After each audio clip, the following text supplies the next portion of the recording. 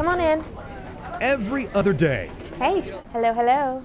Find your spot. Make sure your desk is wiped. Miss Caveas' students arrive 190624. to crunch numbers.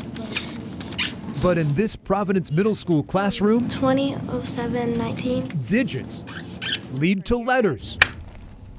It starts off with, Dear Mother, just a few lines. And not your ABCs. Dear Mother, Sunday night. Sixth graders immerse themselves in the past. it's November 4th, 1919. Using authentic dispatches written from war-torn France during World War I. Dear Mother, our train home was on time for a change tonight. The author, Johnny Cawthra. They love writing. They took this class as an elective. It's an honors writing class. It's pretty cool because I've never held something this old. Cawthra, a disabled clerk with American Express, could not serve in the military because he was blind in one eye. It's really special because you know that he wrote this, he once held this, and he sent it to someone. Students are transcribing Cawthra's observations. He describes the places.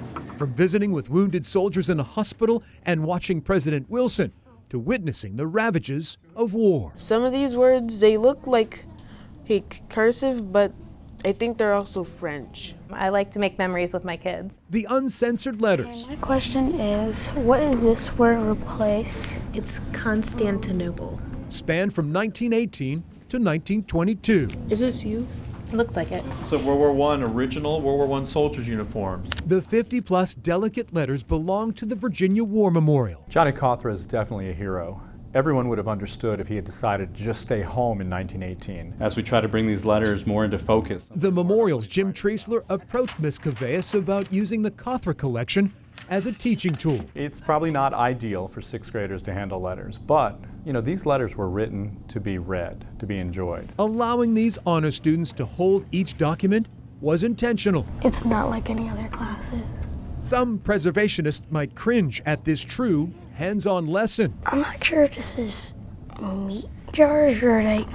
It's actually French. It's N apostrophe. After all, it's not often children, let alone adults, can touch such rare relics. A few of them at the beginning were very scared to touch the letters. But students, Yeah, it's really interesting how well preserved it also is. like Dylan Field, treat each page and memory of Cawthra with great respect. You know, the person who wrote this held this. So you can feel the history and feel like you're part of the history. This months-long assignment blends a cross-section of subjects. If it sparks a love of history and a love of writing during that time, then it's a win-win. Johnny Cawthra's words are already leaving a lasting impression on young minds. It will spark more about social studies. It will make me spark more about World War I. I think he'd be very proud that students were still learning from those letters. It's a creative writing class with a twist. Make sure that your letters are back in the plastic. A curriculum where students grade letters.